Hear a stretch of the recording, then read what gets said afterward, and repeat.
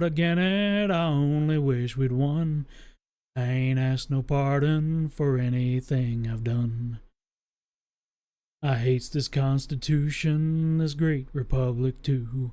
I hates the Freedmen's Bureau in uniforms of blue. I hates this nasty eagle with all its brags and fuss. The lying, thieving Yankees, I hate 'em worse and worse. I hates this Yankee nation and everything they do. I hates the Declaration of Independence too. I hates this glorious Union that's dripping with our blood. I hates the striped banner, I fed it all I could. I fought with Robert E. Lee for 4 years near about. Got wounded in 3 places and I starved at Point Lookout. I caught the rheumatism from camping in the snow, but I killed the chance of Yankees and I'd like to kill some more. 300,000 Yankees are stiff in southern dust.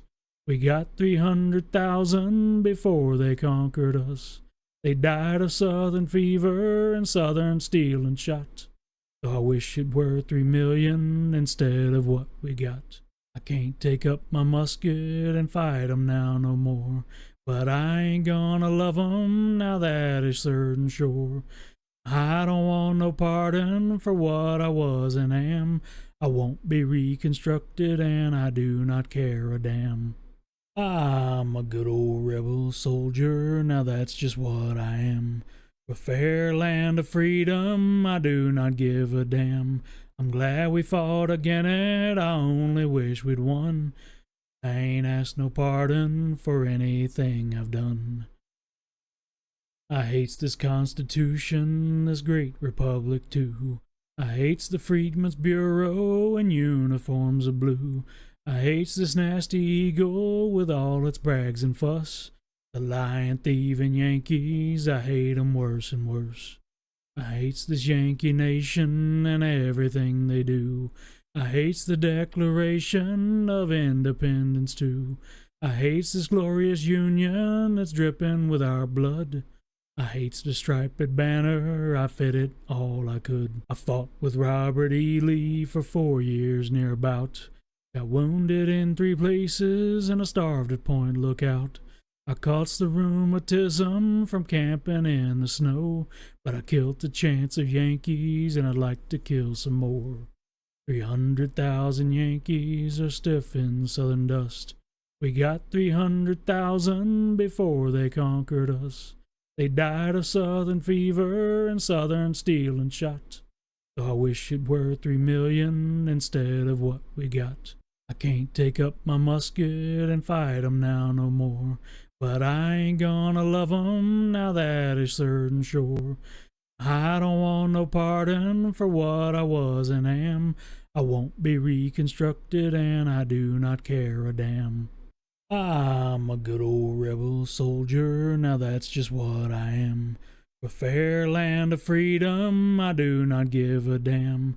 I'm glad we fought again it, I only wish we'd won. I ain't asked no pardon for anything I've done. I hates this Constitution, this great republic too. I hates the Freedmen's Bureau in uniforms of blue. I hates this nasty eagle with all its brags and fuss. The lying, thieving Yankees, I hate 'em worse and worse. I hates this Yankee nation and everything they do. I hates the Declaration of Independence too. I hates this glorious Union that's dripping with our blood. I hates the striped banner, I fed it all I could. I fought with Robert E. Lee for 4 years near about. Got wounded in 3 places and I starved at Point Lookout. I caught the rheumatism from camping in the snow, but I killed the chance of Yankees and I'd like to kill some more. 300,000 Yankees are stiff in southern dust. We got 300,000 before they conquered us. They died of southern fever and southern steel and shot. So I wish it were 3 million instead of what we got. I can't take up my musket and fight 'em now no more. But I ain't gonna love 'em, now that is certain sure. I don't want no pardon for what I was and am. I won't be reconstructed, and I do not care a damn.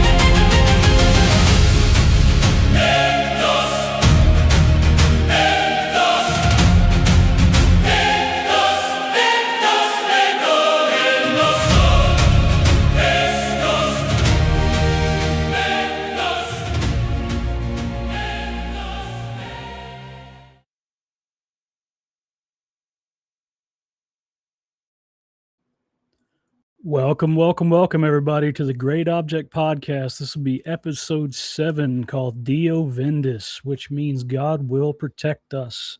That was the original Latin phrase that the Confederate States of America used as their logo and motto. And I have an extremely exciting panel for you guys today. Not only do I have a world-renowned author and law professor, I have two of the most active voices in the Confederate circle on Twitter. Today, you will not be receiving revisionism history. Today, you will be receiving strictly what we all know to be true. You will be receiving a education in what actually happened as opposed to what you have been taught and brainwashed for 160 years about. Normally, I would not put together a panel like this where everybody kind of agrees, but we've all heard the other side of the story already. We've had it told us to us our entire life. So today, I'm just going to introduce these guys one at a time. Let's see. I have Dixie Cavalier. He is a graduate of George Mason University. He is majored in government, international politics, with a focus on philosophy and government. He was born and raised in Virginia, and he's a proud descendant of a long line of Southern patriots stretching back all the way to Jamestown. He is the 5th great-grandson of a Revolutionary hero, John Camp Charter, and was captured by the British at Waxhaws. I have Nate. He is our third guest. Born and raised in Arkansas, he is the face of Confederate Youth and the future of Confederate Advocacy, and I think a value contributor to the Confederate resurgence we're seeing today in the post-censorship era. And our special guest for today is Dr. Wanjiru Njoya from the Mises Institute, and she has, I've got show notes here. I'm sorry. So she is the Walter E. Williams Research Fellow of the Mises Institute. She has earned her PhD in law from the University of Cambridge.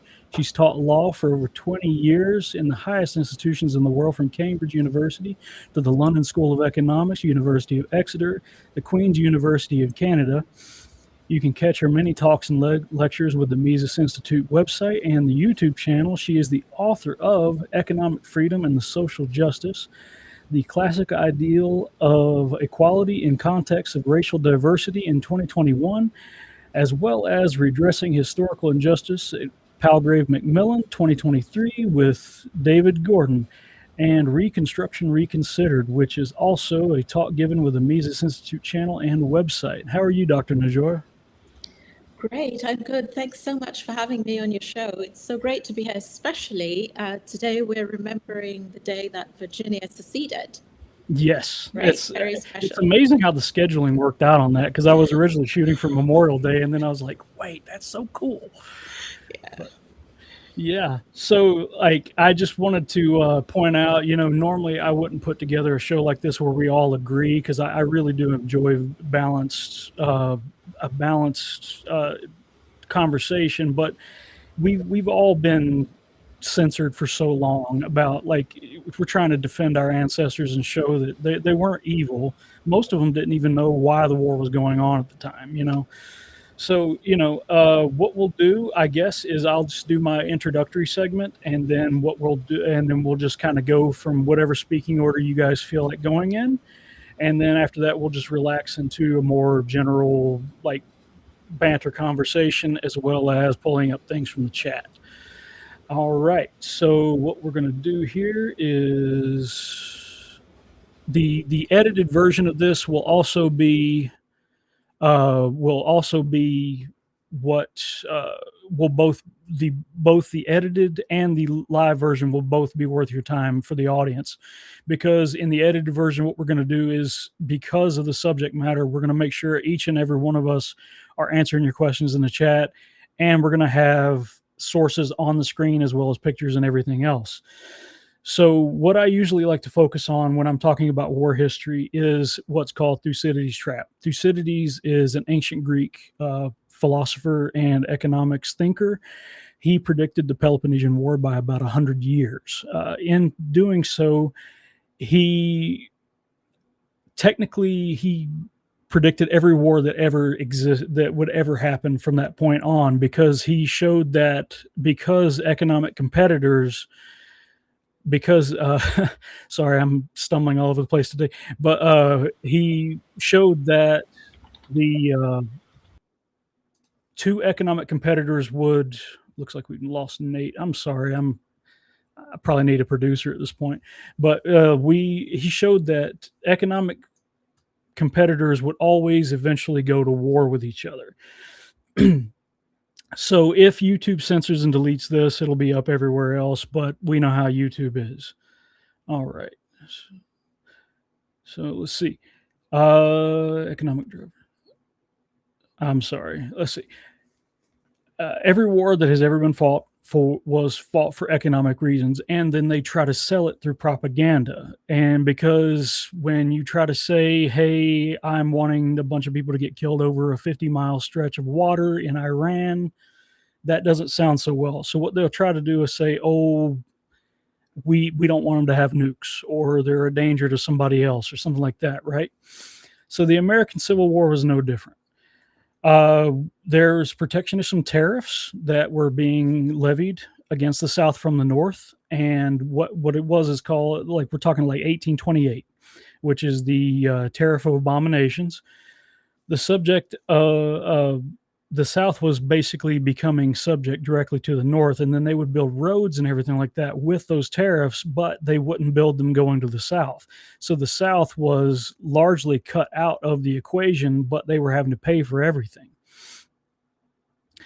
And let's see, the nullification crisis of 1831 and 1832 got particularly spicy. A lot of people thought the war would break out then, because at the time, President Andrew Jackson, he came in and he was threatening to use military force to collect these tariffs, which were upwards of 50%. And the tariffs were preventing import of things abroad because the South wasn't buying from the North. So that put two competing, that took two different civilizations. You have the North industrial and you have the agrarian of the South, and they weren't buying and selling from each other very much. And that naturally brought up tensions and things like that. So President Andrew Jackson, the $20 bill man, he threatens to use military force. At this time, John C. Calhoun, he is like spreading the word about how free market capitalism is the way to go.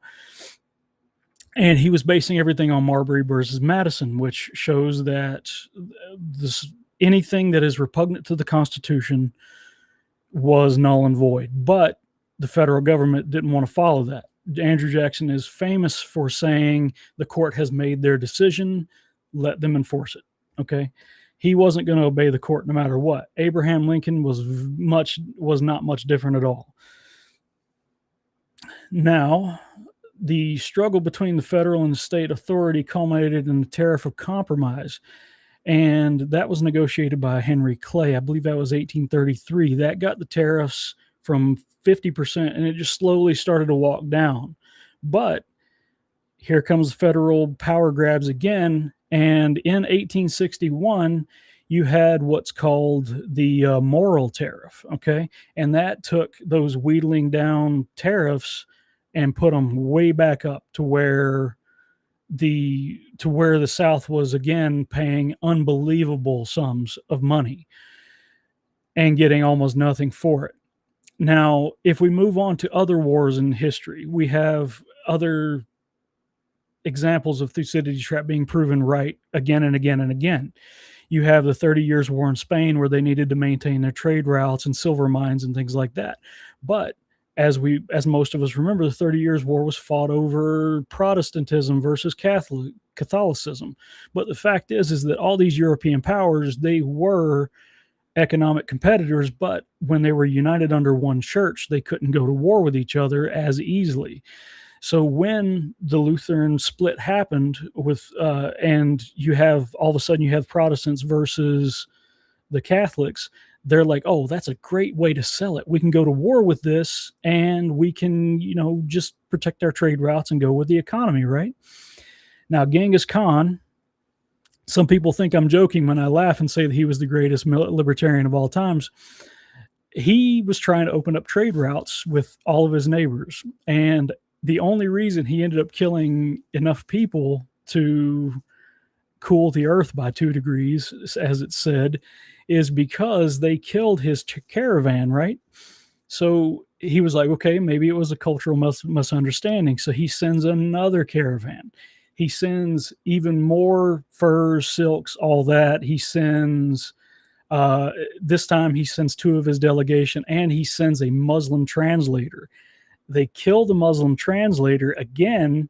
Well, they killed the Muslim translator, and then instead of killing his men this time, they shave their beards and send them back to Mongolia, which in Mongolian culture, your beard is kind of your status, So he humiliated. So only then did Genghis Khan go to war and wipe an entire civilization from the map, right? Now, Japan, this is going on to World War II. Japan, they were invading Manchuria, which obviously wasn't that great of a good thing, right? But they were also competing with the Chinese. Now, our soft power abroad, we had tariffs and sanctions put on Japan, and it cut off 94% of their oil overnight. They could no longer really do anything. So they had 2 options: use the oil they had to seize everything around the Pacific Ocean that they could very quickly, which is what led to Pearl Harbor. And honestly, they probably would have been fine if they hadn't tried to wipe out the Pacific Fleet in Pearl Harbor. But I'm trying to paint a picture for you how it's just always about economics. It's always because somebody needed money, and then they find another reason to sell it, because we need money isn't going to get people to get out of their house and go fight for their country. Now, my favorite section of history, the Punic Wars. Carthage and Rome, they were bitter rivals. The outset of the Third Punic War, you had Cato the older, Cato the Elder. He would end every Senate speech in the world that he ever gave with Carthago delende est, right? Carthage must be destroyed. And one day he goes to Carthage and he brings back 3 huge figs. And by the time he gets back to Rome, they're even ripe and ready to eat, delicious. And he says, because of this economic power that they have in farming, they will eventually become a problem for us again. Carthago delende est. And eventually, Rome found their excuse to go to war with Carthage and wipe them from civilization. Julius Caesar used to brag that he could find 100 men willing to enlist in the military and risk death before he found even one that was willing to live in poverty and servitude. We live in turbulent times. Not only are we spiraling through the early stages of civil unrest that eventually erupt into civil war, but we are also seeing near perfect conditions that guarantee a global war. None of the major nuclear countries is in a position to back down. Russia can't back down from Ukraine. If they lose that warm water port in Sevastopol, their economy collapses. China needs Taiwan to make it through the next 100 years because of rare earth minerals and things like that, as well as control the South China Sea trade lanes. And we need Cuba here in the United States to control everything that goes on in the Gulf of what's now called the Gulf of America. Iran is no different because of a 50-mile stretch of water called the the Strait of Hormuz. We are now seeing almost World War III starting over this. If the United States backs down in Iran, the petrodollar system is gone, international sanctions are gone, SWIFT payment system is gone, and OPEC is probably just going to evaporate into the wind. If China gives up on Taiwan, their economy will eventually collapse from the strain of 1 billion people on the South China Sea lanes, rare earth mineral supply in the coming age of AI, which is going to be the biggest thing in the world. As I've already said, Russia, if they give up on Sevastopol, their economy collapses. That's why he seized Crimea to begin with in 2014. So that brings us to how they sell the wars they need. They sell them through propaganda, manipulating the social energies of the people, at least to have them in a numb reluctance to fight, as Rothbard outlines in Anatomy of the State. Through this propaganda, we see the winner of every war recording their propaganda as history. History is a set of lies agreed upon, as Napoleon Bonaparte used to tell us, right? And from this false, distorted history, we get foundational myths like Lincoln freed the slaves. I encourage everybody that's watching this to please go read the Emancipation Proclamation and realize that Lincoln really didn't free any slaves at all. He didn't care about them one bit. Slavery is evil. We can all say that. It should never be allowed. It is a wicked abomination. It is a lamentable evil, to quote Patrick Henry. But they found their propaganda line in the thing for slavery. Aristotle tells us that the guardians of a king is his subjects, and those of a tyrant are foreigners. Lincoln, 25% of his forces when he was invading the South came from immigrants fresh off the boat. They signed 2 pieces of paper, one giving them citizenship and one putting them into the army. And that was the way that they were ushered into the country. I genuinely believe that they would have eventually, I believe in the summer of '63, that the Union probably would have collapsed if they didn't have all these immigrants flowing in that were just willing to just shoot at whoever they told them to shoot at, right? Now, the 48ers, they were failed revolutionaries that came from Germany, and they supported the Republicans in their rigged elections. Those were basically proto-Marxists, even though Marx really wasn't that big of a deal just then, Let's see. Also, if you look at the elections that Lincoln held, especially the one with where West Virginia seceded from Virginia, you can see almost North Korea levels of voter turnout and voting approval, right? So what it was is even just the town of Sutton, where the Bigfoot Museum and the Mothman Museum was, you see that in their history, 10,000 Union soldiers were just in that tiny town. And if you've ever been to Sutton, it's one street and there's 10 buildings. So if they put 10,000 soldiers just in Sutton, just imagine what was in Bluefield and everywhere else, right?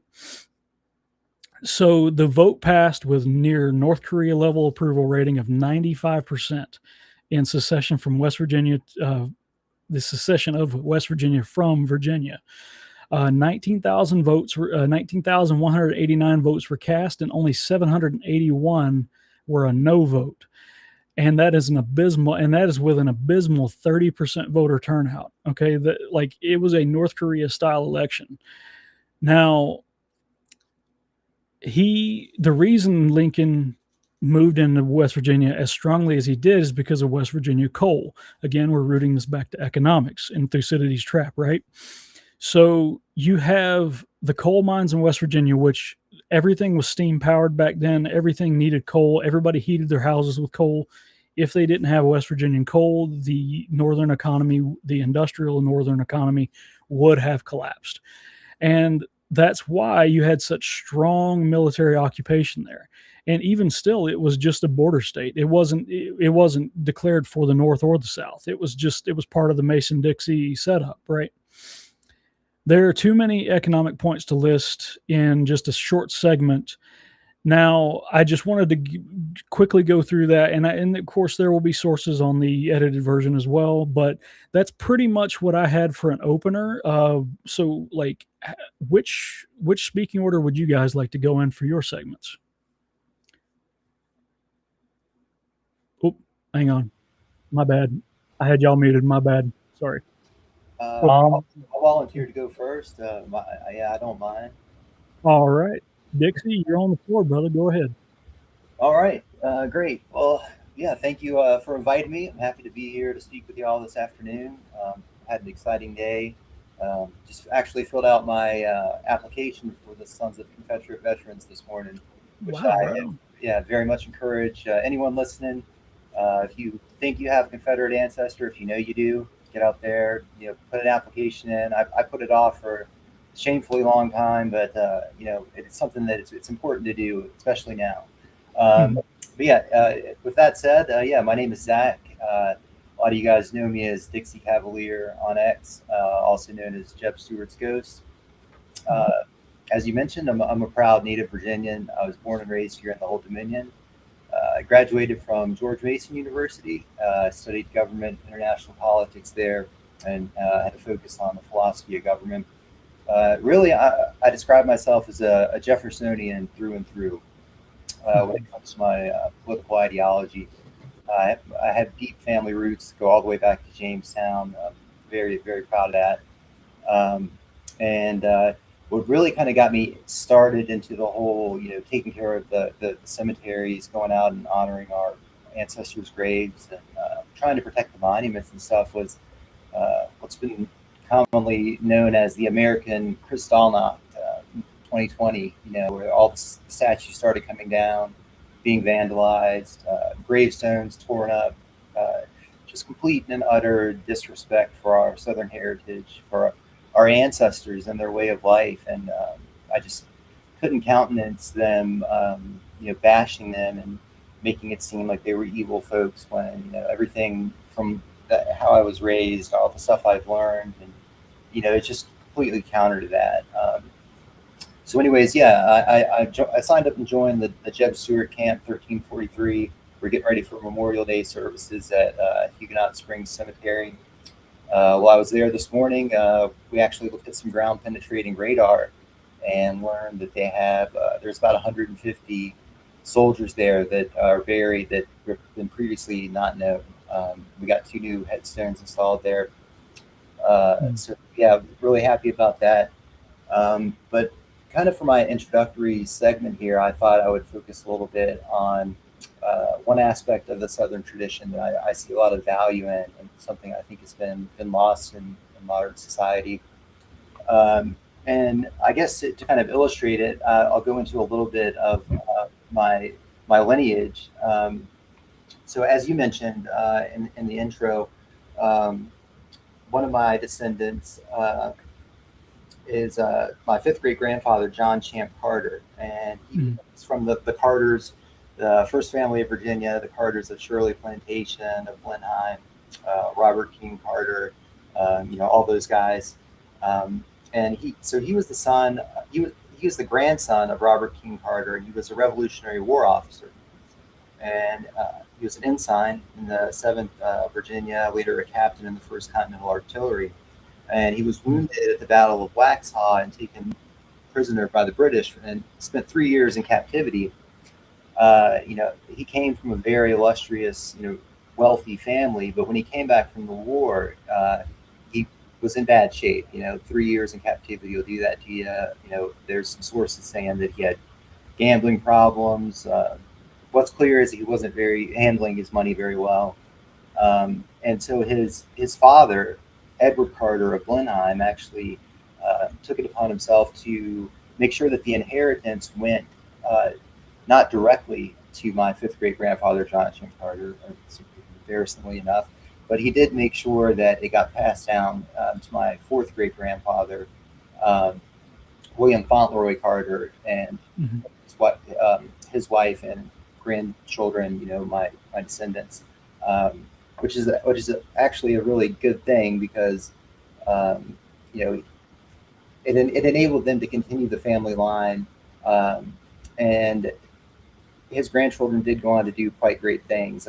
William Fauntleroy Carter is first cousin of Robert E. Lee, so by extension, I'm a first cousin of Robert E. Lee. That's awesome. 5 generations removed. And then a little bit further down the line, this is where we get into the Confederate history, which I'm extremely proud of. My great-great-grandfather, Caswell Turpin, he married Willie H. Carter, who was the granddaughter of William Fauntleroy Carter. So that connection would not have been made without the close extended family connections of people looking out for each other. And I think that really speaks to the parallel non-governmental support structures of the Old South, and the viewpoints, the different viewpoints between the Cavalier mindset of the South and a more unitary state, central government with a lot of government control in your life. In the South and the Southern tradition, there were lots of support structures within the community, and it started with the extended family.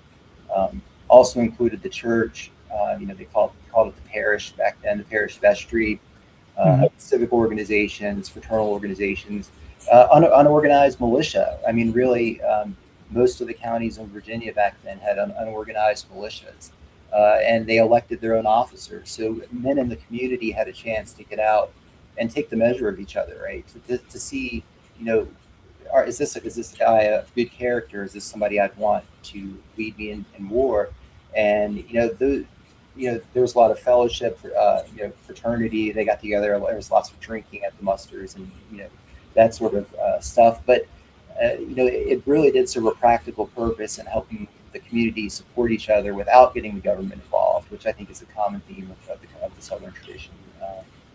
So I just wanted to tell that story as one illustration. I'm happy to go into any other areas, but that's kind of what I wanted to open with. All right. Which one of you guys would like to go next? I can go next. Okay. All right. Got CSA Appreciator, Nate. How you doing, brother? I'm doing good. How bad am I lagging? No, you're not. You're not lagging at all. This looks good. Like you said, I'm CSA Appreciator. My name is Nate S. I'm from Arkansas. I'm currently going to school in Colorado for electrical engineering.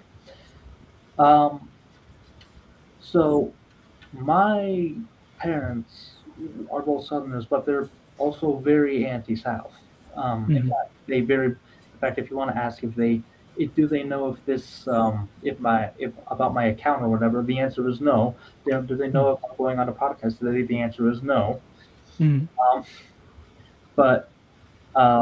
So I had the full Yankee experience. I'm going to going to public school, going to having them echo the narrative at home. So naturally, I believed it. And so back in 2024, yeah, 2024, very early 2024. I was scrolling through YouTube one night, and I saw just popping up on my timeline was Dixie, Mhm. which and the video that prefaced it by saying the unofficial anthem of the Confederacy. Now, at that time, I actually had to steel myself to say, okay, I'm going to listen to this very bad racist song. Mhm. So, and I listened to it, and I liked the song. So I went on to Spotify, and I found a song, and I found a version by the Weavers, and that kind of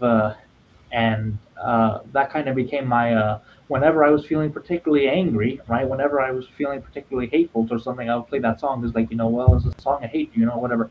But but I started to become more and more warm to it, and Spotify, being Spotify, started recommending more and more Confederate songs, and Mhm. I liked every single one of them. So I made a playlist, and in fact, that playlist actually still exists today. Um, but so I made a playlist, and I started adding the songs onto the playlist, and so I just, I didn't even know it at the time. I was slowly warming to the South. Mhm. Now, um, going back to 2017, 2018, about, I had created pro-Trump Twitter accounts, and I had gotten to 6,000 on one and 7,000 on another, and they were both banned. So I Mhm. decided I'm not going to go back. But then Elon Musk took over Twitter, and then I decided to go back in July, in late July 2024.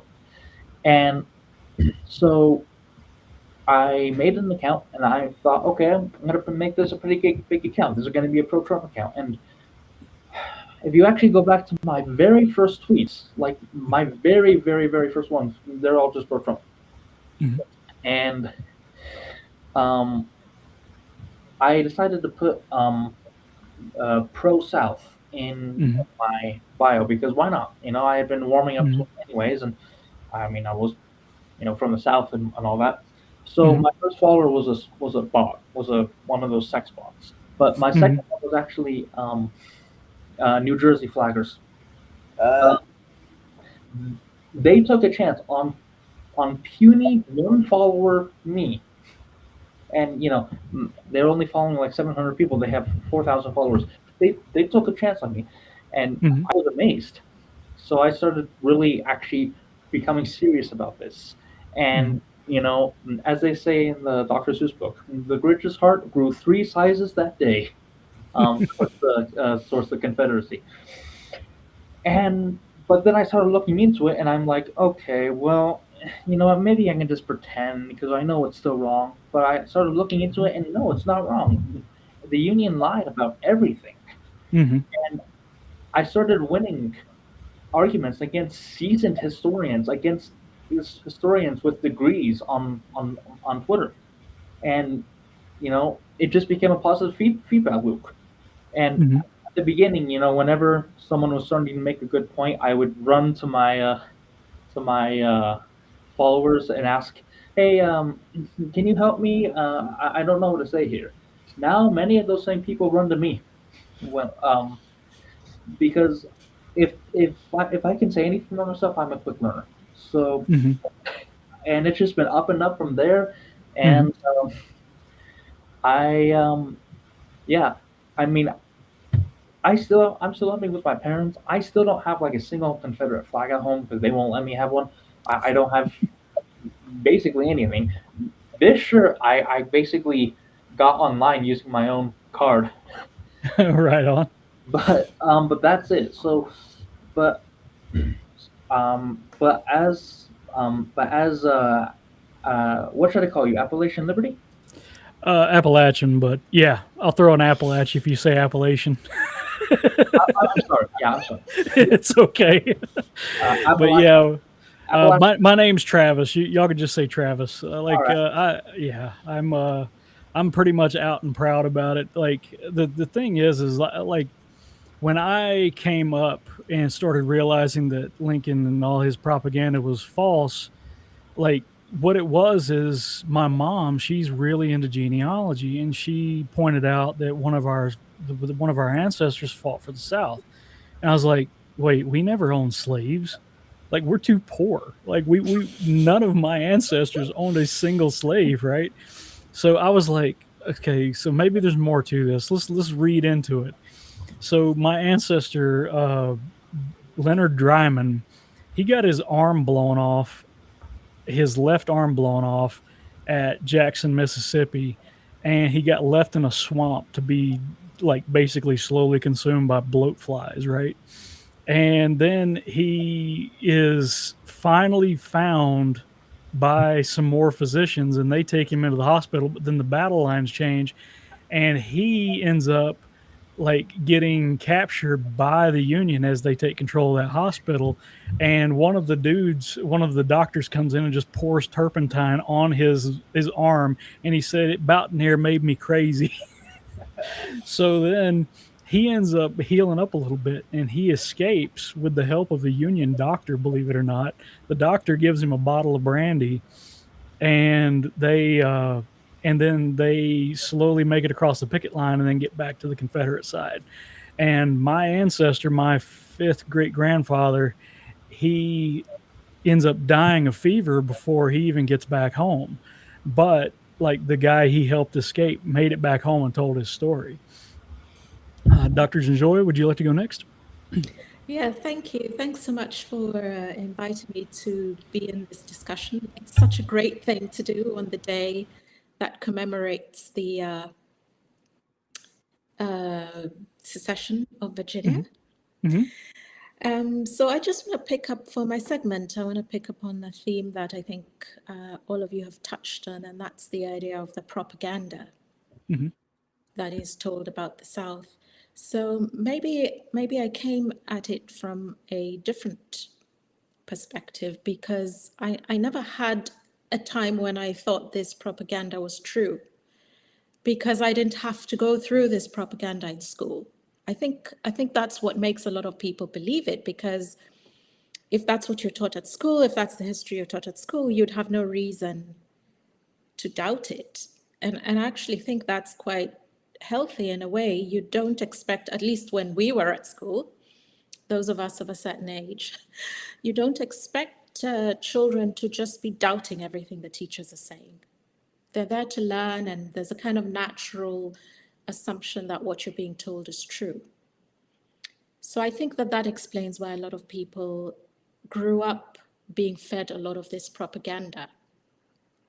So by contrast, by the time I heard all these propagandistic stories about the South, I already knew that the people telling these stories are liars.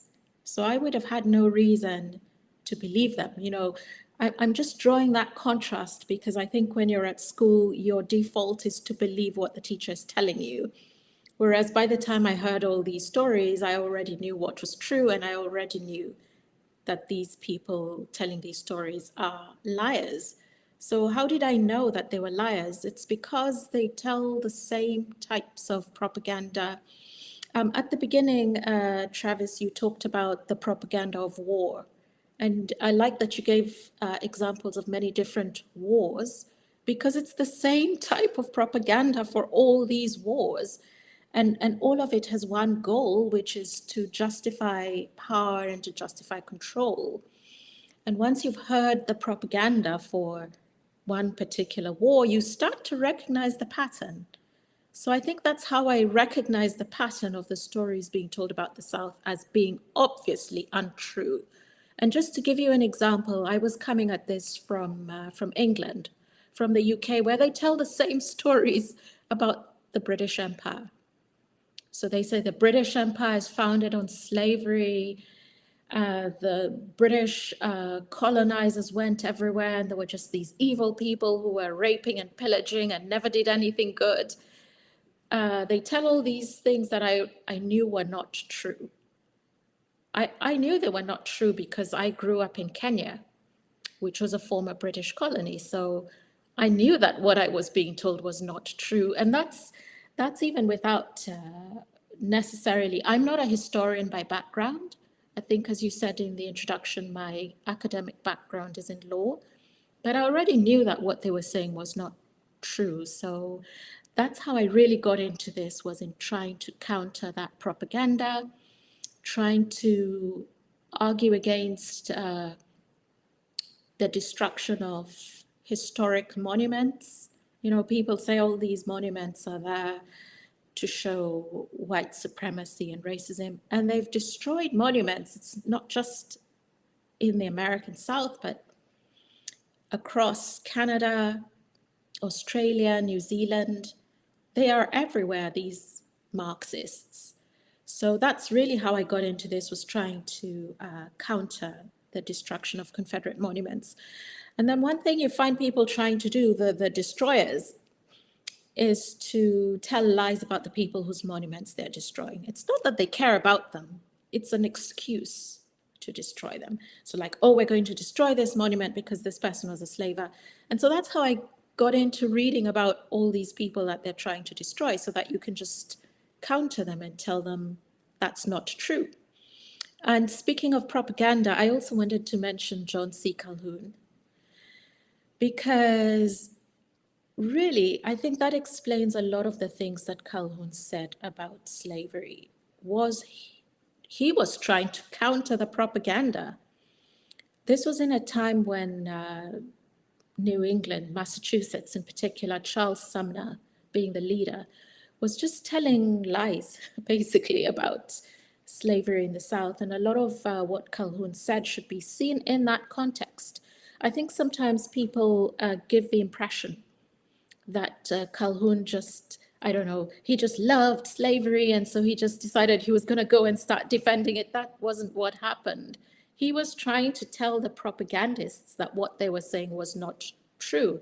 You know, just to give an example, Charles Sumner, he said that slaves were brutalized and that they were nothing more than heaving masses of flesh. And Calhoun said, no, that's not true. In fact, that's when he started talking about Christianity, preaching Christianity to slaves, education, comparing their condition to the condition of slaves in the condition of Black people in Africa. So now people look back at Calhoun and say, oh, he was just trying to say how amazing slavery is. No, he was trying to say that the lies people were telling about the old South were not true. So I was really happy to hear Dixie telling about the Old South, the bonds of family in the Old South. I think that's such an important theme that comes out of the Old South that we don't hear much of these days because of all the propaganda about it. And that's, I think, one of the most powerful stories that should be told about the South. And I think those bonds are still very strong today. And I think that's what we were hearing about. So maybe just one last thing I might mention is the role of the abolitionists in spreading propaganda. Now, if you're an abolitionist, people think by definition you're a good person, because, you know, it's like being an anti-racist or being an anti-fascist. These are good things to be, right? So people assume that they have good intentions. And that's not the case with the abolitionists who were basically fomenting revolution in the South. They did not have good intentions. They had political intentions, intentions to destroy what they saw as the inordinate power of the South. I think by then, by 1860, the South was greatly outnumbered by the North. And I think a lot of people in the North thought, why should we have equal power with the southern states? We outnumber them. We're more important than them. We're the industrialized people. They're the agrarians. They should, you know, they're the backwater. Why should we have equal power with them? In fact, why should they have any power? And I think the abolitionists were in that vein, trying to spread propaganda and to foment revolution. They would send pamphlets to the South telling slaves, rise up and kill your masters because they're terrible people. So their intentions were not good. And I think it's really important to question that, just as we question all the propaganda that goes around about the South. So yeah, I think that's what I wanted to cover for my segment. Well, that's great. Yeah, thank you so much for being here because it's hard to find people who are brave enough to even talk about it, and it just comes down to like, do you believe your ancestors were evil, or do you just strictly believe everything the government tells you? Mm. Because just what the government told us 6 months ago is already being proven wrong. That they can't tell the truth. They just won't in under almost any circumstance. So, like, let's see. You mentioned, okay, yeah, I think you touched on this a little bit, but like how New England was angry about the Louisiana Purchase and they didn't want to be ruled by Virginia. I think you mentioned that in one of your previous talks. Would you tell us a little bit more about that? I think it's really important for people to go back into history to understand why the North and South were feuding. Mm-hmm. And to understand why, in particular, Massachusetts and South Carolina were feuding, because I think these two states were the face of this feud that goes back in history. In fact, some people say it goes back even before they arrived in America. It goes back, some people say it goes back even to the English Civil War. Mm-hmm. So I think that's just a really important context. So that the point about the Louisiana Purchase, at a time when everybody thought of the South as America, everybody thought of Southerners as the real Americans. Mm-hmm. The New Englanders were the radicals that were against everything. The Southerners were the conservatives, and the New Englanders were against the Louisiana Purchase. They were against the War of 1812. They were against free trade. They were against everything that the South was proposing. And more importantly, they were threatening to secede over it. They were constantly threatening to secede. So when John C. Calhoun went to law school in New England, his professors in New England at Yale, they were trying to persuade him that secession is a great idea when there's conflict between the sections. If you're not happy with what the other section is doing, you should secede. It was Calhoun who was objecting to that. He was the unionist, and he was the one saying, if you have a dispute between brothers, you talk about it, you sort it out, you rely on the Constitution to resolve your dispute. You don't just secede.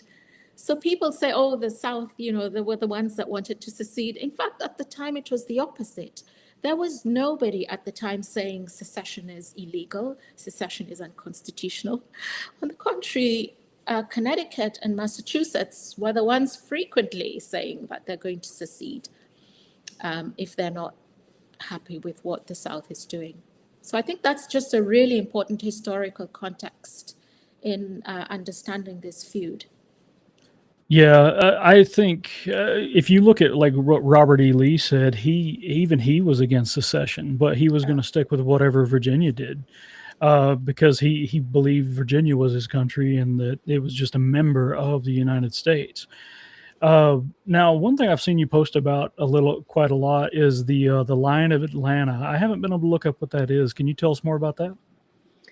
Wow, the Lion of Atlanta. Thanks for just giving me a heads up about that, because it's one that I really want to keep in the public eye. So when I first started defending Confederate memorials, I didn't have a specific memorial in mind. I was just trying to say defend all the Confederate memorials. I think I wrote an article about it at the time that you can find on the Mises website, and it's called The Battle of the Confederate Monuments. So I didn't have a specific monument in mind, but when I started writing about it on X, people started to talk to me about specific monuments that are important to them in their hometown, in their home city. And that's how I came to learn about the Lion of Atlanta and all the other monuments that I've spoken about on X, because each of those is important to the people who live there, if I can put it that way. It's they're not just monuments, it's personal. It's personal to people. And so the Lion of Atlanta is personal to the people of Atlanta, the people of Georgia, because it was a monument that they raised money for to serve as the gravestone for the unknown Confederate dead. And the reason why they are unknown is because they were never buried when they fell, most of them in the Battle of Atlanta. And they were not buried when they fell because of just the chaos of war. And at the time, it was absolute chaos. So a lot of them just lay where they fell. And it was 2 years after the war, in 1867, that the women of Atlanta said, we want to bury them. We don't know who they are. Their families couldn't even come and claim them. They said, we don't know who they are, but we want to bury them. So there are 3,000, and I think there were also some that were soldiers that had died of their wounds, died in hospital. 3,000 that were buried in a sort of mass grave with no names, their names known only to God. And the Lion of Atlanta is modeled on a lion from, I think, Switzerland that's guarding, it's a dying lion. So it's a lion depicted in its death throes. And it's a lion saying, with my last breath, I'm going to stand guard. So it's very evocative and very important to the people who raised it. And it stood there in the graveyard in a cemetery for over 100 years, about 130 years. And now it's been removed by the city of Atlanta, and they won't say where it is. And for a long time when I was writing about this, because I've posted about it a lot on X, and I always would say, where's the Lion of Atlanta? Why are you hiding it? Give it back. Why don't they give it back to the United Daughters of the Confederacy? Isn't that the honorable thing to do if you don't want your memorial? Anyway, so they took it and hid it somewhere. And I've always been saying, where's the Lion of Atlanta? And just a couple of days ago, I think it was, on X, somebody said that the reason they keep it hidden is because they pretty much destroyed it. They don't want to give it back because if people see the condition it's in, they'll be shocked. It was mostly destroyed during the BLM riots. They'd go in there with, I don't know what they had, some kind of sledgehammer, and just basically attacking it. And it's in such a condition now that it would break people's hearts if they would see it. It's grave desecration. And I think one question we should ask is why people are not angry. People should be angry about this. Yeah, I think a lot of it is that I think it's a side effect of their propaganda is that they've convinced us to forget our history, or just never taught it to us at all. Because if you think about what you're taught in history class in school, you get maybe 6 weeks worth of the Civil War, then you get 6 weeks worth of World War II, and then you might get maybe a few smattering events like Vietnam or whatever. But if we realize that, one, our ancestors were not evil, they were just fighting for their freedom, and if we realize, two, that our leaders will always lie to us, we can then use that as a platform to just slowly find the truth, because even I was extremely pro Lincoln until somebody pointed out that a lot of what he did and said was for political reasons only. A lot of people don't realize that he was inherited 4 slaves through Mary Todd, because women couldn't own property at the time, and slaves unfortunately were seen as property. And instead of freeing them, he sold them, and because he wanted the money, and he didn't care to emancipate them. So those who say he dug his fingernails into his fist and said, I will abolish everything, that's really just, unfortunately, propaganda. Honest Abe was not very honest at all. In fact, his knee-jerk reaction, I believe you pointed out in one of your talks, either that or was Professor De Lorenzo, he said that once the Supreme Court ruled against Lincoln, he immediately drafted a letter of arrest and sent it after the Chief Justice of the Supreme Court. And it's crazy. So this is more of a question to everyone. They've spent years tearing down our noble ancestors' monuments. they don't realize that all blades cut twice because power is a two-edged sword, right? Uh, do you think it would be reasonable to remove Lincoln from Mount Rushmore? Or do you think it would, because he has his own monument in Washington as well. It's the size of many, it's bigger than many buildings in the United States. Do you think we should remove that one in revenge for our thing, or do you think we should play the bigger person and be like, just give us the Lion of Atlanta back, and that's to everyone? I'll start with that. I mean, I don't know what y'all think, but to me, I think on principle that would be wrong. I think that would be us stooping down to their level and doing what they're doing out of spite. And yeah, I don't think I can get behind that. And I mean, to me, I think what they're doing is sort of a subterfuge in a way. It's not really about, because Dr. Njoya, as you were saying, that lion had been there for hundreds of years, right? It wasn't hurting anything, right? And them removing it didn't appreciably improve anything. So you have to ask yourself, what is it that they're actually trying to do here? I mean, they're using the monuments and these things as, I think as a tool to just take apart our society so they can level things out to implement their race Marxist ideas. And I don't think that they could come straight at us with those ideas and have them accepted. So by taking something moral, like that's generally accepted throughout society, the Confederates were evil, they can push that and push that and push that and tear down our heritage and then eventually replace it and with what they want to implement. But I'd be very curious to hear your guys' thoughts on that too. But yeah, I didn't mean to step on the other answers either. So Oh no, you're good. Go for it. Anyone else thinking? Yeah. What you got? So, well, I think in principle, it's a good idea. The problem I think I have with that particular notion is that it's Mount Rushmore. So one of the big complaints that we Southerners levy against Yankees is that they come down to our territory and destroy our stuff. Now, South Dakota is not the South, right? Even though it has South in the name, it's not the South. It's very much the North. If they want to honor Lincoln in the North, I say let them. Lincoln and Sherman statues in the South, however, I think those are fair game. Especially if they're replacing, if they're gonna be replacing our old monuments that were there. I think it's very fair to them. But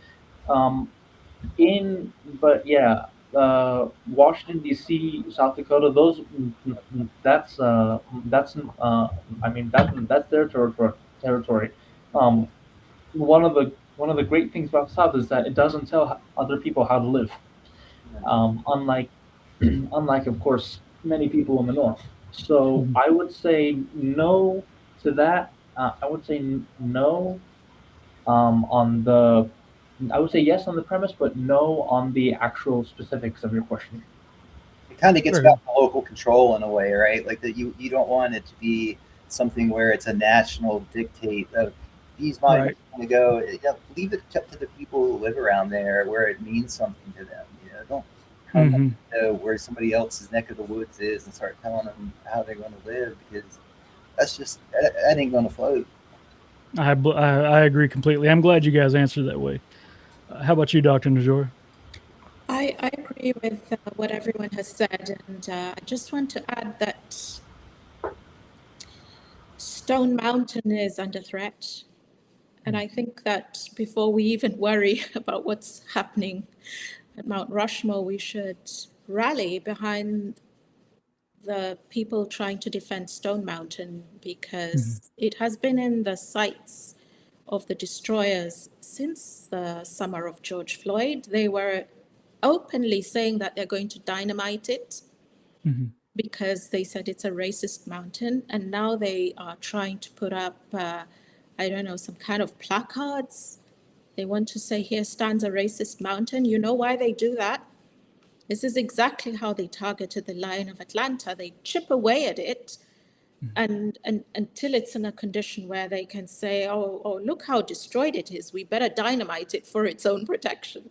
So I think it's really important for people to be protective of the monuments of the South. And I think that Stone Mountain is of particular importance. I mean, all the memorials are important, but I think that Stone Mountain has particular significance for the South. And I should just add that the Sons of Confederate Veterans are in court right now trying to protect it. And I just hope that everyone will support them. Yeah, that's absolutely the correct answer. Like, I've never been to Stone Mountain. I really should go at some point. I know Zach said he's going to be there here in a couple of days, right? Is that what you told me? No, I'm not going to be down. I'm up in Virginia, so I'm about 8 hours away from down there. Oh, okay, my bad. Yeah, I have a very tiny brain, so I'm trying to shove as much into it as I can. But let's see. So, like, one thing that while Dr. Njoya was talking there is that it made me think of the Tomb of the Unknown Soldier. Like, there's round the clock guard, there's the changing of the guard, which is a massive ceremony. If we ended up removing the Tomb of the Unknown Soldier, which I believe was World War I, if memory serves, like, it would be almost the exact same as what happened to the Lion of Atlanta, you know? And that's one of the most sacred monuments in our entire country. Like, we don't know who that guy was, but we know he died serving us, you know? And that's why it's so important. So, like, you know, it just stuns me that they would want to delete something like that, you know? Well, I think that kind of gets back to what I was saying, is that it points to them having them using this as a subterfuge. There's an aim beyond,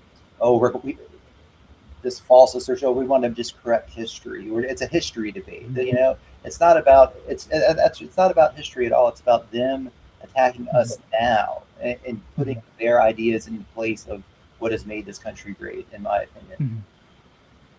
Yeah, I think what made this country great is, like, one thing I'll do is I'll even go back to, like, King James, where he was trying to put the aristocracy in check in England. And he was pretty successful in that. But, like, almost at the same time, you see the colony in Virginia opening up, and you see what's called the House of Burgesses forming, which is like the early proto-government of the United States. And I think that was 1618, if memory off the top of my head. But anyway, they move over here for the chance of freedom from the crown, you know, because, like, even then they seen, like, you know, it rankles to be told everything that you can do all the time, you know, just the outright just tyranny of it all. And then what maybe lasts 50 years when we finally get our own country. And then, you know, you have you have the federal government marching in and, like, killing mass civilians, you know? So, like, so Dixie, like, your overall persona is Jeb Stuart. Can you tell us a little bit about that and why you picked him? Yeah, sure. I know, I'd be happy to do that. Well, my great grandfather, who I joined the SCV, you know, via his auspices, or however you want to say it, he was in the 2nd Virginia Cavalry, and I really am fascinated by the Cavalier mindset, culture, if you will, of early Virginia. And I see Jeb Stuart as sort of one of the last Cavaliers, if you will. You know, he sort of had that, you know, the knight errant, I think, you know, is what they called him in history. You know, he embraced all the trappings of being a Cavalier, you know, and the mannerisms and just the heritage and all the things attached to it. But he was a highly effective, you know, military commander, the eyes and ears of the Army of Northern Virginia. But more than that, I just think his personality represents something that I kind of would like to strive to be more like, which is in line with, you know, the traditions of old Virginia. I mean, you know, he very much was.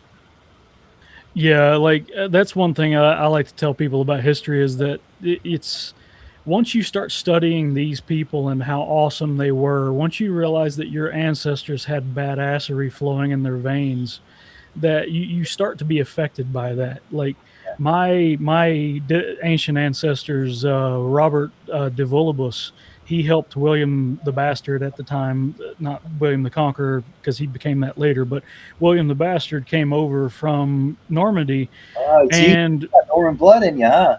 oh yeah, I got the Norman in me, man. Like, so he came over and he helped found current day England, and then, of course, William the Conqueror was not a good king at all. But my ancestors didn't know that at the time.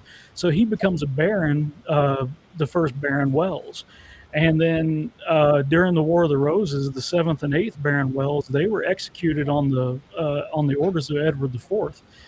And it was just it's crazy because, like, you just realize that these men throughout thousands of years all fought for freedom, and some of them lost their heads like my ancestors did. But then they finally get sick of it and it's like, F this, I'm out, and they come here to America, and tyranny follows them in another form. Well, that is the blending of they called it in England at the time, and Dr. Njoya, I'm sure you would know a lot more about this than me. They called it the Norman yoke, right? They thought that the Normans had come over there and sort of put the Anglo-Saxons under the yoke of them, but I think what it actually turned out to be was one of the best combinations in history. Maybe, I mean, you combined the Anglo-Saxon, frontier, the Scottish, the Highlands, the Scots Irish, with the more noble Cavalier, Norman blood, and that's what really powered a lot of the families in the South. Right, it was that frontier culture combined with the more aristocratic culture of the Tidewater area, which formed a really unique heritage that powered the South despite all of its resource insufficiency, manpower insufficiency. They held out for 4 years when they had hardly any right to last more than a couple months, and I think it does go back to that. Now, you've also mentioned that I think it was First Manassas was your favorite battle, or was it second? I forget. Like, I like Second Manassas in particular, just because of all of how outnumbered Stonewall Jackson was. They had to kick banks out of Northern Virginia, and Robert E. Lee was already being pressured, and him in the face of a much larger army sending off Stonewall Jackson. I think he had 5,800 men. They defeated much more than that, and I forget exactly how many miles he had to drive his men, but just the strategic brilliance of that battle, how he in detail defeated 3 different armies. That's still studied by military tacticians today. I think that was one of the great ones. The first Battle of First Manassas, the armies were so green that it was more like a riot than a proper formalized battle. But my second great grandfather did get shot in the leg at First Manassas. right on. Got a little bit of like it for that reason. But yeah, Second Manassas I think is a really, really good one. Gave a really lifted the spirits of the South. There in 1862. Yeah. I was like going through like a documentary of Chancellorsville, and I'm perfectly convinced that Robert E. Lee was the second greatest military commander in human history, not just U.S. history.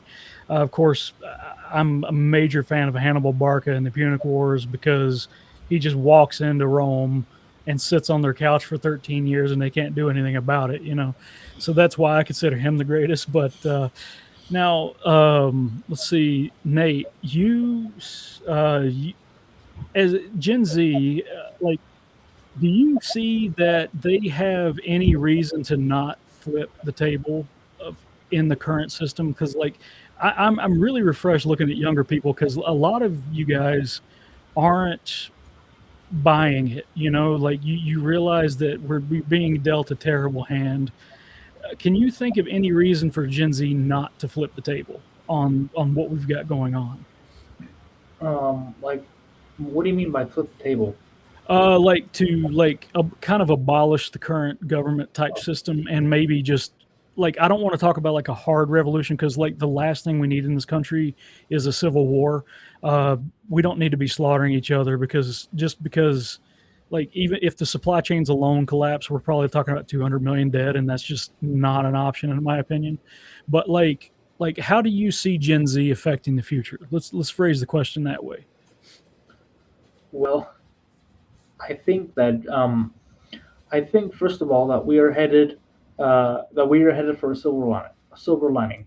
Gen Z, um, by far and by large, is anti foreign lobbying, anti data center, anti anti government corruption, and I think that the way that they're going to change government is by simply getting themselves elected. Because That's awesome. yeah, because like when they're elected, then we're going to see more people like James Fishback or Tucker Carlson or Thomas Massey. Mhm. Uh, these all have dictator level support in the youth, and Mhm. it's like it's like we're going to have like maybe Fishback is like the rough sketch. We're going to have improvements and improvements and improvements, and eventually we're going to have different options that you can select, Mhm. all of them great, right? And the best one will win. So I Mhm. think we are headed for a silver lining. I think that right now we just have to kind of get the boomers out of government, because the boomers, I mean, they were great in their own time, and then now they're not great in this time. And I Mhm. think once we do that, we will be able to we will the government will be well, not overthrown, but will be reformed. Mhm.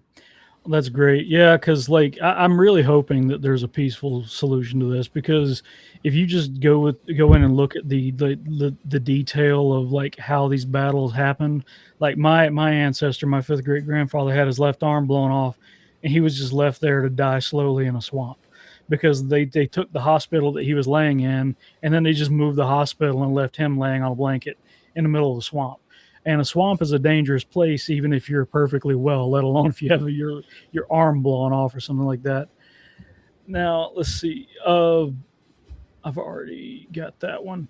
I'm going through a checklist here because I was trying to come up with questions and questions and questions, right? So now, Dr. Njoya, you've mentioned in your talks in the past about how uh, capitalism defeats racism. Can you tell us more about that? I think I would say the best way to understand that is as a response rather than as an argument that I was trying to make. It was a response Mm-hmm. to the people who say, we need the government to fix racism. You need government interventions, you need government protection, because if you don't have that, or it's all going to be terrible. You know, one of the things that people tell me a lot when I defend freedom, I defend the South, I defend the Confederate cause. One of the things people like to tell me is, you know, you shouldn't say that because if it weren't for all these laws like civil rights laws, you would be in the field picking cotton as we speak. You know, so people have this idea that if you didn't have government interventions, I don't know, the whole world would go crazy. And that's not true. You know, the world is not kept running by the government.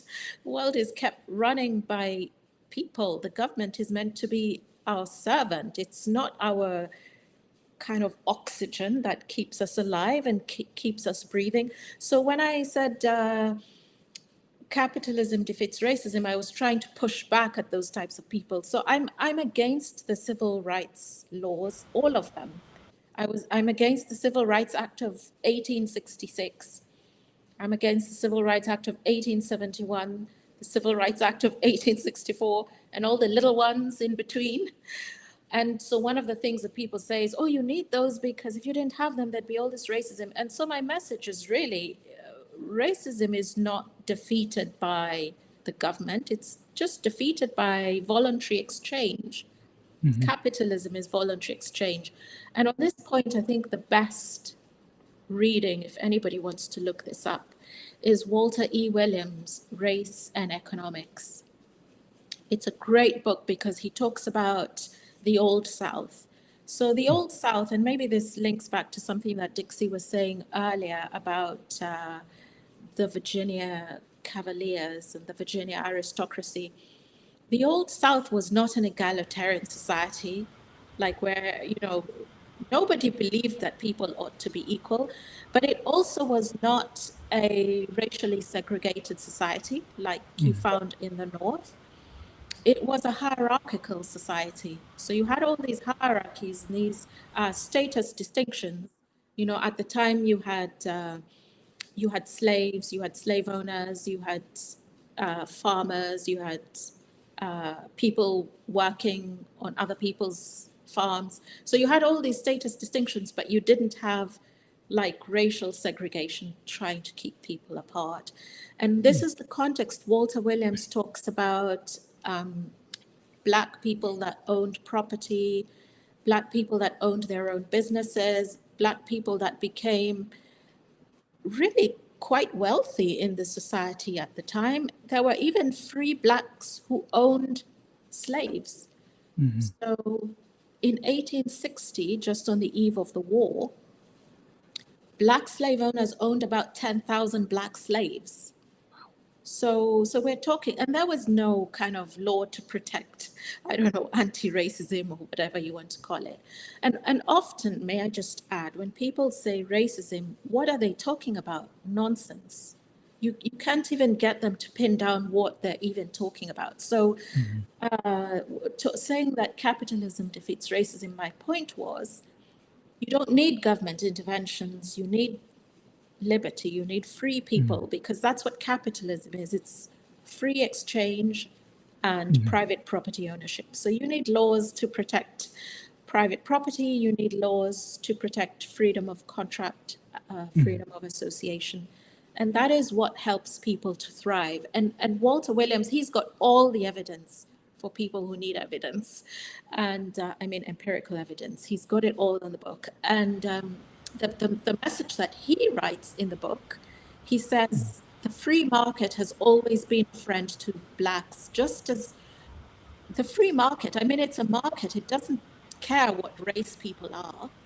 And so that's really the message of his book. And I think the takeaway is that you don't need all these laws, what I call racecraft, all these laws that are trying to, you know, to protect people. And one other thing that I should add to this point about protecting minority races, in Georgia, we were just talking about the Lion of Atlanta. In Atlanta, white people are an ethnic minority. So, and nobody says, oh, we need laws to protect white people in Atlanta.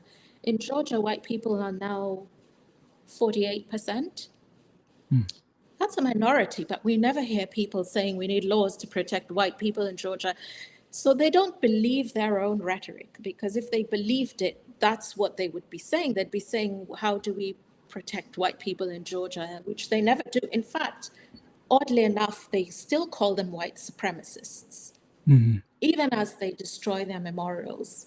So it just shows these people are full of propaganda and hot air anyway. So the defense of free markets and capitalism is in that context.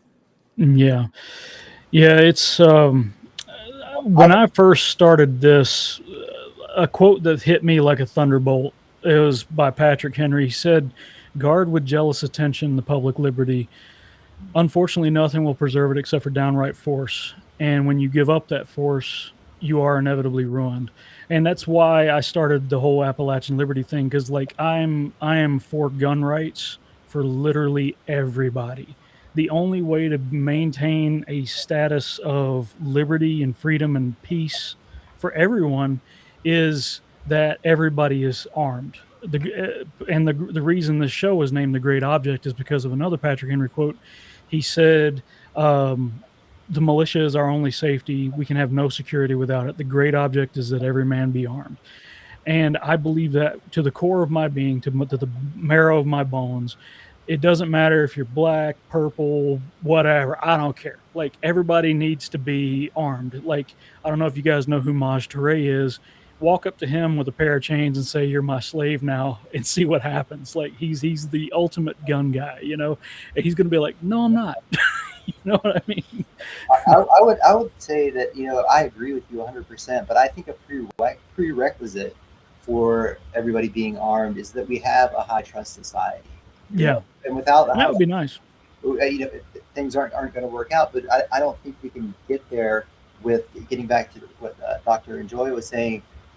This selective government. We're going to get in here and fix these white racist problems.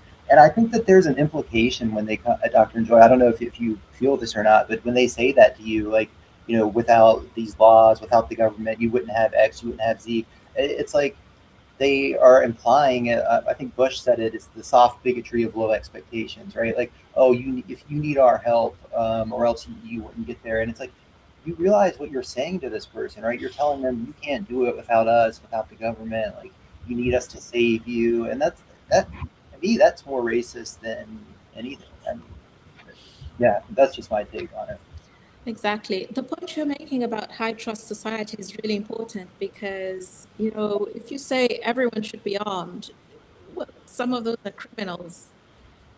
So, well, my take is more that the criminals are going to find a way to be armed no matter what, and because they don't care about laws. People like all of us here do care about laws. We care about order. We care about peace and liberty. And I don't think there's anything to be gained by disarming people like us while we got MS-13 and gangsters out there. And I think that once, like, if you go back to Lieutenant Jeff Cooper, he said that the criminal they do not fear the judge or the jury or the executioner. What they must be taught to fear is their intended victim. I'm paraphrasing him. I know I butchered that, but like, if good people, like back during the Wild West era, you had a saying. It said, "God didn't make every man equal, but Samuel Colt did." And I believe that mentality alone creates a high trust society. Like up here in Appalachia, hopefully you guys get to visit sometime. It is a high trust society because everybody knows that if I go try to hurt this little old lady, that little old lady's got a 410 judge in her pocket, and she's just going to empty it on me, And I think a lot of that comes down to does the criminal fear their victim? And up here in Appalachia, the answer is yes, and that's why you see us having a much lower crime rate than anywhere else in the country. Now, a violent crime rate. Let me add that caveat because like there's still drugs and everything like everywhere else, but violent crime rate here in Appalachia is like 1 in 755, whereas like in other places, like let's say the inner city, you've got like 1 in 10 who's been assaulted at some point. And David Hackett Fisher actually wrote about that. The difference in violence in the North and the South, and how when violence does occur in the South, it's usually something to do with respect, like somebody who felt like it's disrespected or something. It's a personal matter. Whereas in the North, it's typically somebody's robbing a store, or maybe they're mugging somebody on the street. Whereas in the South, it's more like feuds, if you will, or somebody did something to your wife, or somebody did something to one of your children, or tried to rob your grandma, whatever it may be. But I think that's a worthwhile distinction to make too, regarding violence in the North versus the South. Right. Now, one thing that came up when I was like researching this is like Dr. Njoya talks about John C. Calhoun a lot, and I like to think about Lysander Spooner a lot. And these men lived about the same time, even though I don't think they ever met each other. Like it amazes me that from John C. Calhoun's perspective, and then Lysander Spooner's perspective, you see them almost coming to the same conclusion about like how like federal government is evil and it will destroy liberty in every chance that it gets, And I was just going to throw that out there to like everybody, just comment on it as you will.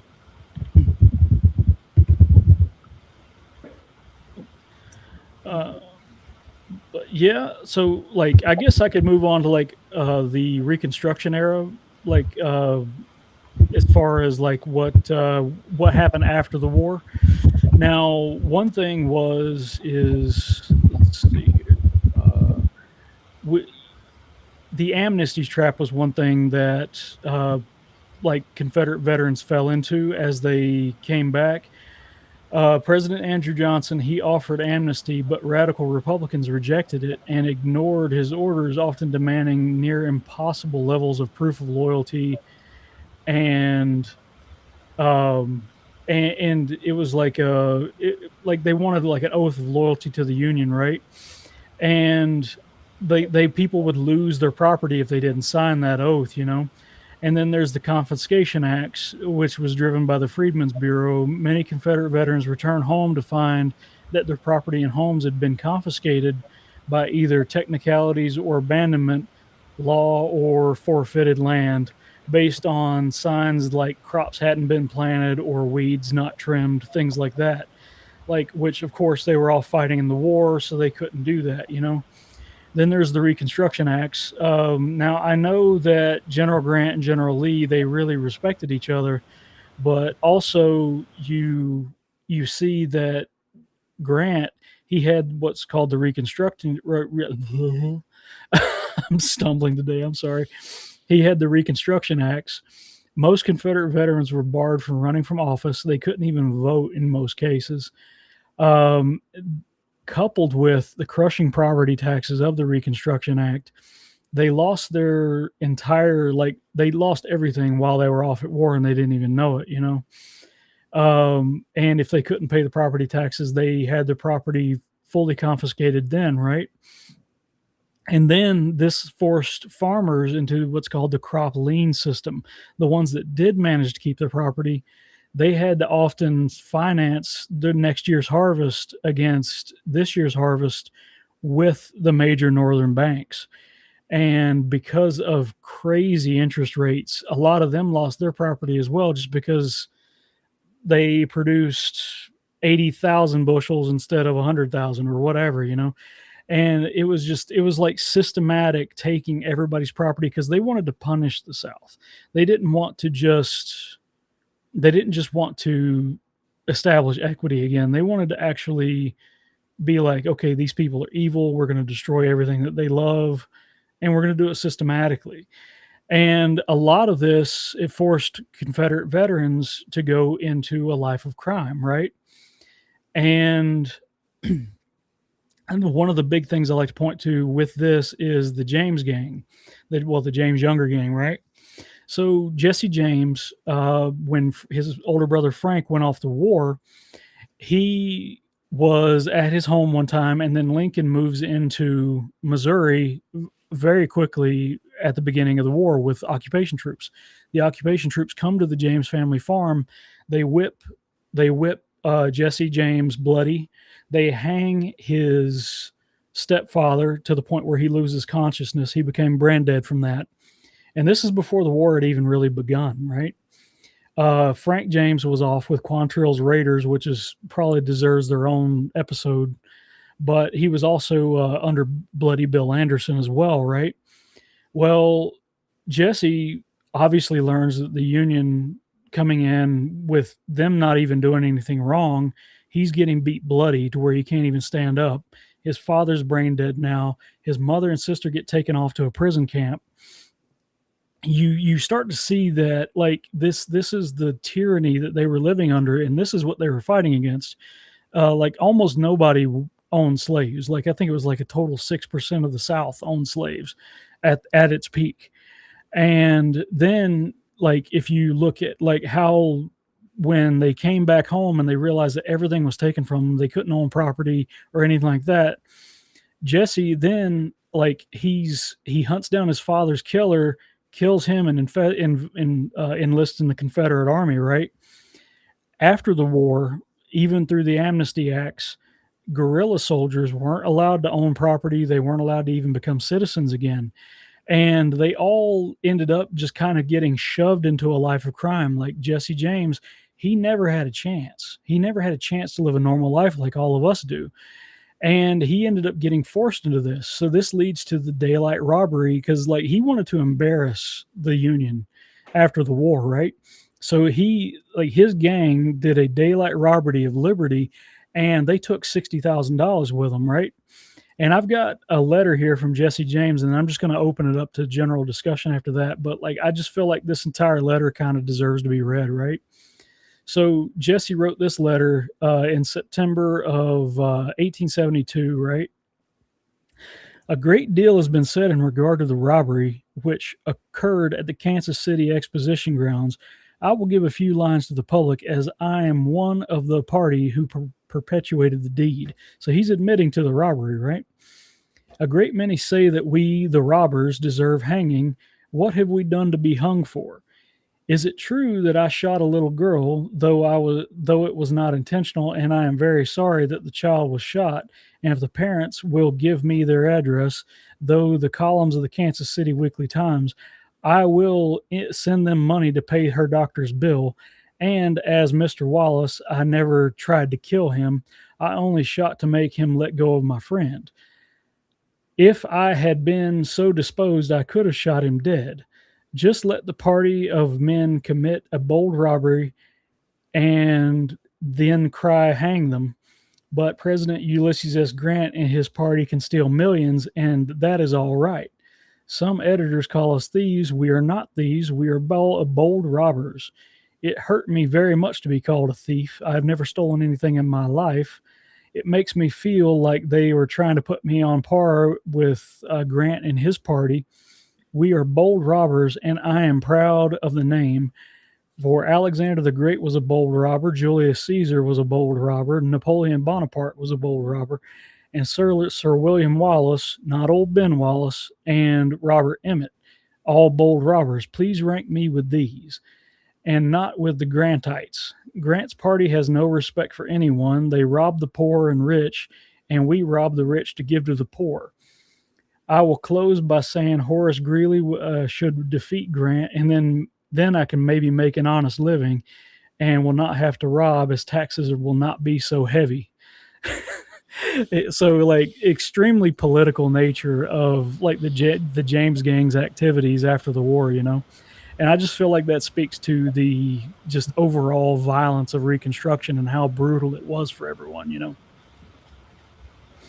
Yeah, I mean, Reconstruction was a deliberate, vindictive attempt to destroy the Southern civilization. So I think it's natural that men like Jesse James would fight back against that. They were purposely setting out to destroy the heritage, the culture, the social structure of the South. And so naturally, you're going to have men who step outside of the law and take things into their own hands. What I see about Reconstruction really is just the ruggedness, the determination of the Southern people to kind of endure through it. I was reading Thomas Nelson Page's book on the Old Dominion, and he has a passage where he talks about how 10 years after the war ended, the people in the South were more impoverished than at the end of the actual war as a result of Reconstruction. So that letter makes a lot of sense to me in that context, that people would be forced into those situations, and that's just what happens when you have the tyrannical boot on your neck. Mm-hmm. I agree, and that kind of reminds me of the first Klan, the first Ku Klux Klan. That was this was created by Nathan Bedford Forrest and a few others after the war, and they were a vigilante group. What was happening is that that black people in particular, as long as they could prove that they voted Republican, then they could just basically get away with anything, which is what they were doing. They were doing all these things. And so the Klan was, if, say, a black person were to rob a store, and the store owner were to call the police, the Union police wouldn't do anything because, well, that black person votes the right way. So that's where the Klan would come in.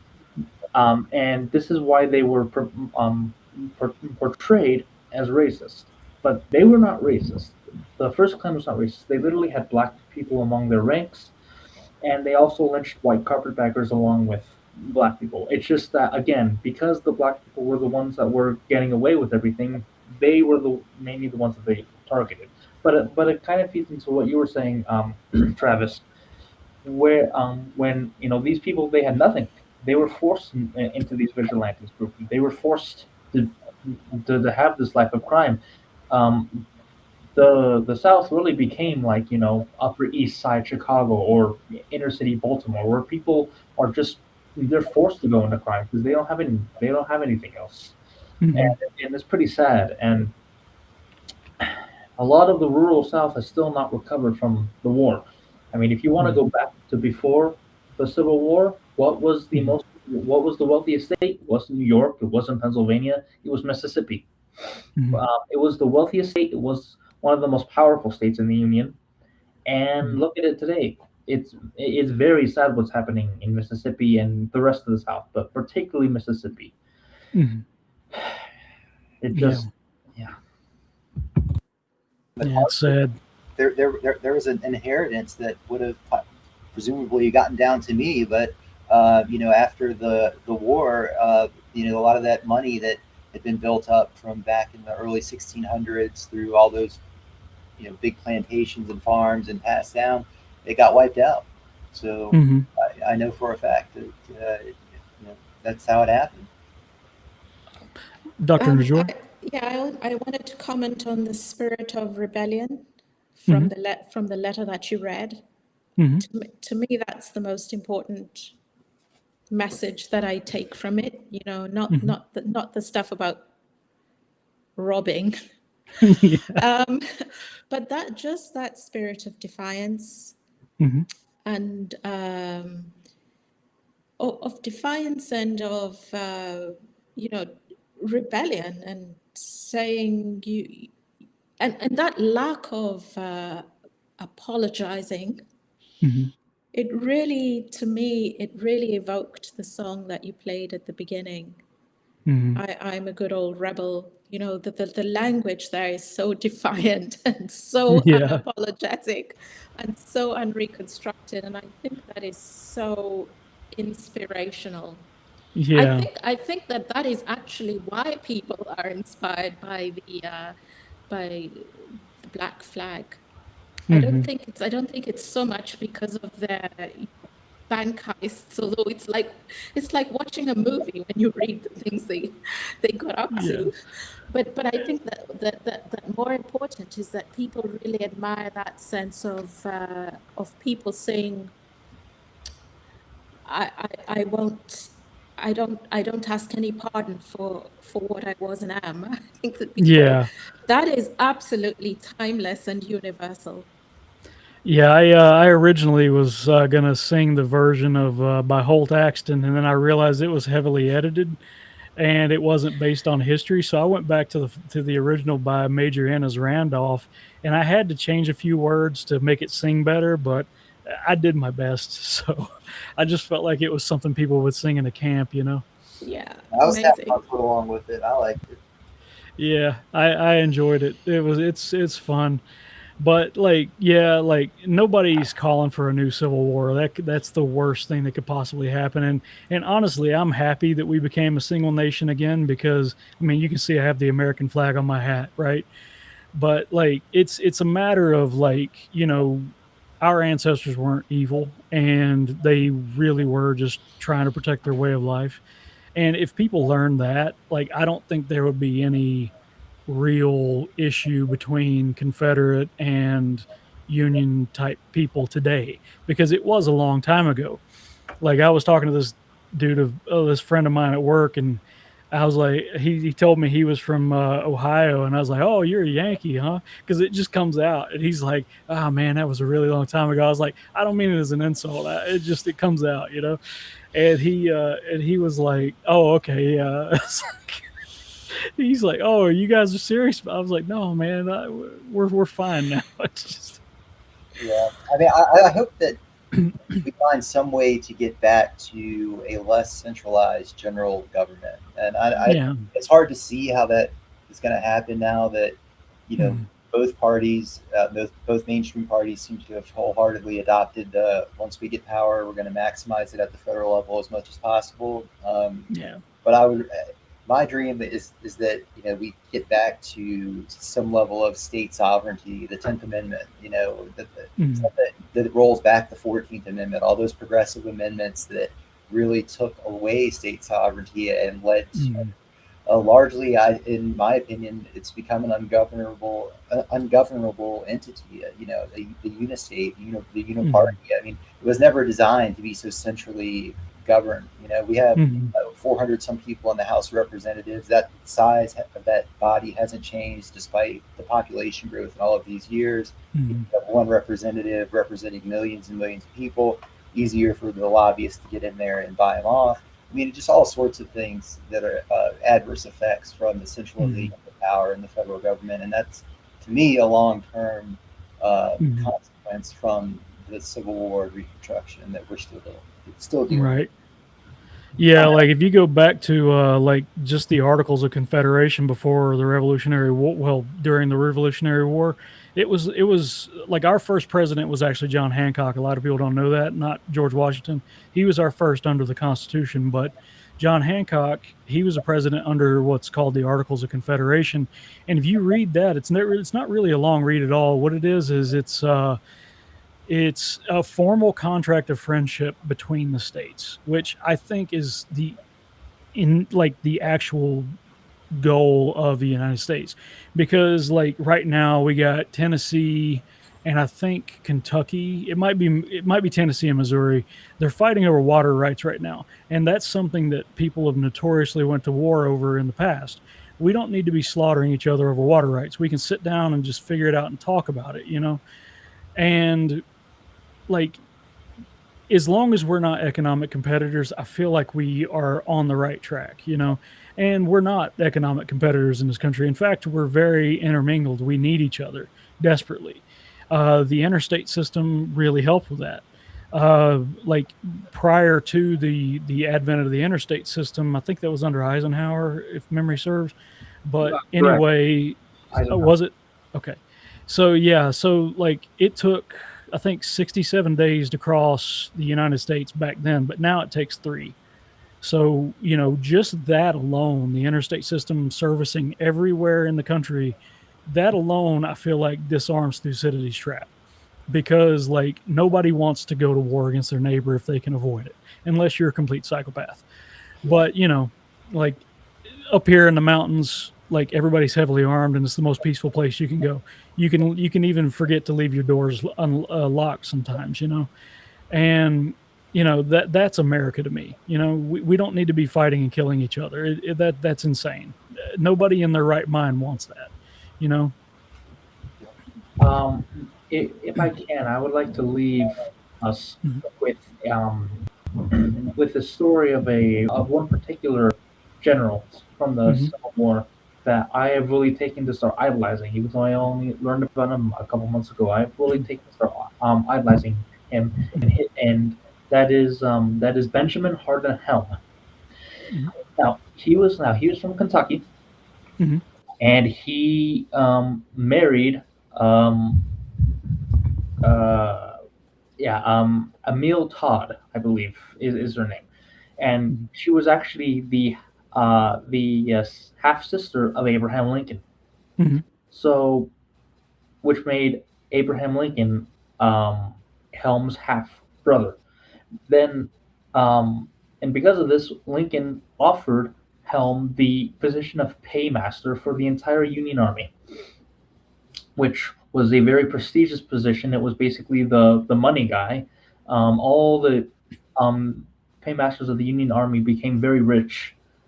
They lived in basically the equivalent of padded offices, padded air conditioned offices. Obviously, they didn't have those back then, but they lived in the equivalent of that in Washington D.C. They were the elite, um, and so Lincoln offered Helm this position.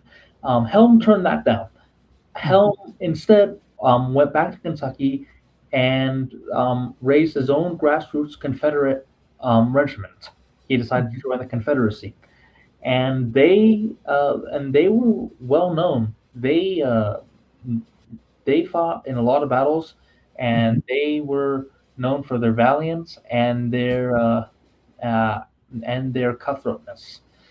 And Helm was always there, at the forefront. You know, he wasn't one to hang back and watch his men. He was always there at the forefront, and this would actually end up costing him. He would end up giving the ultimate sacrifice to his country, um, at the hands of enemy musket fire in the Battle of Chickamauga. Mhm. Um, but the reason I bring him up is because we need more Benjamin Harden Helms here.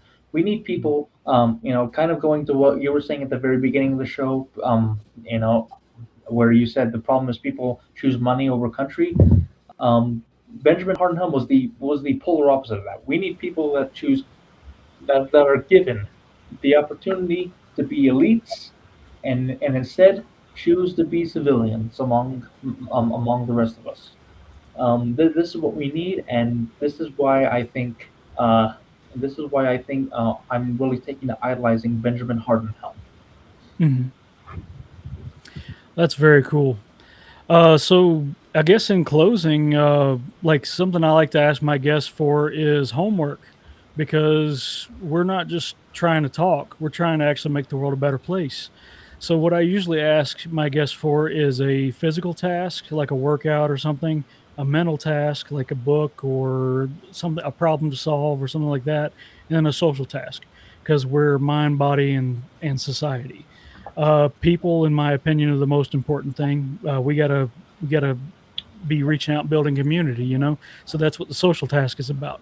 So, like, any of you guys want to go first on that, or? Yeah, I reckon I'll go first again. All right. Yeah, so for my physical task, I came up with a couple, but I guess I'll mention two of them. Um, Mhm. Visit a grave of an ancestor that you haven't met. Do some research Mhm. on them. Get some background as much as you can before you go, and think about what you would say to them Mhm. when when you get there. What advice they would give to you. What their life was like and what they would think of Mhm. yours. Also, the other one I have is to take stock of your self-defense capabilities. Travis, I threw this in there, especially up your alley. Um, Appreciate it. Both unarmed and armed. So do an honest assessment of Mhm. and take steps to improve. If you've never been in a fight, learn how to throw a punch. You never know if Mhm. you're going to be in one, right? But just Mhm. take stock of your self-defense capabilities and just, especially if you're a man, you got a family, be prepared Mhm. to not have to call the police. At the drop of the hat. So that's Mhm. my physical task. Do you want me to just throw out the rest of them too, or? Yeah, if you want. Yeah, go Or ahead. so for the mental task, I picked so pick a branch, a line of your family tree, and then just trace it back as far as you can. Okay. Yeah. That's something that I found really interesting. Oh yeah, that's awesome. And then to commit to reading at least 5 books by the end of 2026. Okay. Uh, I've already got there, but I'll do five more. and then for the social task, I have found recently that there's a lot of folks in my extended family who don't have a lot of people around them. They're Mhm. older, maybe their kids have moved off, an aunt, an uncle, or something like that. And so for my social task, I picked to find someone in your family who just doesn't have a lot of people around them, who's kind of by themselves, and just start reaching out every now and then, just check in on them. Mhm. You can get a lot of wisdom from older family members, and I think Mhm. they deserve our honor and respect, even if sometimes they get on our nerves. We should be reaching out and maintaining those close family bonds as much as possible. That's awesome. Dr. Njoya, would you like? So I merged all the 3 points that you raised into one. Mhm. And so my message is it concerns Strom Thurmond of Mhm. South Carolina, because I think he covers all 3 areas that you wanted us to give people homework about. So on physical preparedness, physical exercise and working out, Strom Thurmond was really great on that. In fact, if you go on the Abbeville website, there's an article that gives his Strom Thurmond's workout routine and his diet, like what he ate, what he avoided, and all his kind of lifting weights and all that. So I think for your homework, go on the Abbeville website, look up the Strom Thurmond workout routine. Okay. I mean, he was just amazingly strong and fit. I think he actually fought with somebody once, That's or awesome. more than once, and won his fight. Anyway, and also lived to be over 100 years old. Oh, wow. Right on. So I think he's if he tells you this is a good workout routine, I think you can trust that it's a good one. For the mental exercise, I think that he was one of the leaders. In fact, he was the presidential candidate for the Dixie Cavaliers. Right That's the states' rights Democrats. And so I think that one thing that many people don't know, they don't know what was the political and philosophical platform of the Dixiecrats. People tend to know a lot about the Old South and the war, and then they know a lot about today when the whole South is Republican. And I think there's this missing chunk in between the two, which is the Dixiecrats. So people should go and read about Strom Thurmond, watch his videos and his interviews, and just try to grasp what that philosophical idea was, because I think it gives a nice bridge from the past to the present. And on the social aspect, what I like, again, I'm drawing from Strom Thurmond, and I think what was, to me, what I admired so much about his platform was that he saw the South as having unified interests. So he would talk about the governors of the South, and there was this, you would hear this voice coming from the South, not just from South Carolina or just from Georgia or just from Alabama or Louisiana, but the South united. And one of the things that I say a lot on Twitter is, you're stronger together. I think people can sometimes tend to be too focused on their own little world. So I think as part of the social aspect of this, it would be really, for your homework, go and look into what he called, he liked to call it the small Southern group in Congress. Okay, it may have been small, but I think that when you put your voices together, they are more powerful. So Strom Thurmond is my answer to all three of the questions. That's awesome. Yeah, I love it. I'm gonna go get his biography. I actually seen it in the library the other day. I was like, and now I'm gonna go back for it. All right, Nate, you want to go next? Yeah. All right. So for my physical task, unfortunately, one of the stereotypes that Yankees have for us Southerners is that we're fat and overweight. And so my physical task is to defeat that stereotype, right? Become, I mean, how should I phrase this? So it's, become the person that the Yankees hate to include in the South because it defeats their narrative. There you go.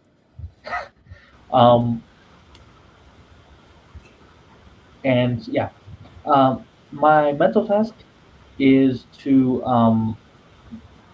go get a new pro-South book and read it. It doesn't matter what it is. Go get a new pro-South book and read it, because there are so many perspectives about pro-South, and unfortunately, what I've seen is a lot of people hyper focusing on one thing, and then they suddenly become less focused about the South and more focused about that one thing. So broaden your reach. Go get a random pro-South book and read it. Okay. And my social task is many of my followers, well, almost all of them live in the South, and probably by chance, a lot of them probably live quite close to each other, and um, they all agree that the South was right, and that is a new friendship waiting to happen. So go on your feed, go on your social media feed, whatever, right? Find pro South people, find someone that lives near you, and go be their friend, go strike up a relationship with them. We Southerners need to stick together, and what better way than to start new friendships? Mm-hmm. So Join the STV. yeah, join the SCV, join the There you go. SCV, go on social media. Yeah, Right on. Well, thank you guys so much for your time. We're coming up on time here. Anything else you guys want to plug or anything like that? Like, go for it, and I'll go ahead and bring us out. Wow. there's one thing. I have a new. I think I have a new blog post coming out on the Reckoning Okay. this weekend. It's pretty cool. It's about the hypocrisy of the anti-slavery people today. Mhm. And I think it's coming out this weekend and publishing the next weekend. So make sure to watch for that. Right I on. would just, I'll just plug, yeah, at the Abbeville Institute. I mean, they're an awesome resource. Also, Reckoning, where your blog post is going to be, Nate. I've seen your other one on there, which I enjoyed a lot. Also, the Old World Show is one I've really been enjoying on X. Will Tanner puts him out, and he's had a lot of videos lately on Old Virginia, the Cavalier ethos, and he's working his way up to the Civil War, and we'll eventually get to Reconstruction. But they're very well done, very well researched. I've gotten a lot of good book recommendations from his sources and quotes and things. So yeah, check him out. I would plug that. And I'm going to plug my article on Strong Thurmond, which is on the Abbeville website. Please go and read it. It's only short. It explains the states' rights platform. And while you're there at the Abbeville website, look up all the other great articles they have on Senator Thurmond. He is such a great insight into the South and the politics of the South. That's awesome. Yeah, I'll definitely look forward to your article. That's going to be awesome. Belle, she said post the playlist, Nate, like your music playlist. Yeah, I did that. All right, sounds good. And we got Nick saying, "Hey, all right. Well, thank you so much. thank you guys for your time, and especially thanks to all my subscribers. You guys have helped me upgrade the podcast to 1080p." And I just want to give you guys a quick shout out. Bridget Morgan, 3 Stand for Truth, Hanover Boxer, Sage the Wise Guy, Tennessee Militant, Federal Farmer, Kenny P. We got Lauren Nan, Desert Ranger, ApTac USA, Snickers, Patriot Day, America Only, Skinny Kenny, and Rothgar Skidling Shield. Thank you guys so much for everything. Thank you for watching. Thanks to the panel. You guys have been amazing. I couldn't have asked for a better show. Like, I'm just tickled to death how this went. Thank you all so much. Thank you so much for having us. Thank you. Thank you all. All right. Y'all have a good day and good weekend. Bye. Good. Thank Bye. you.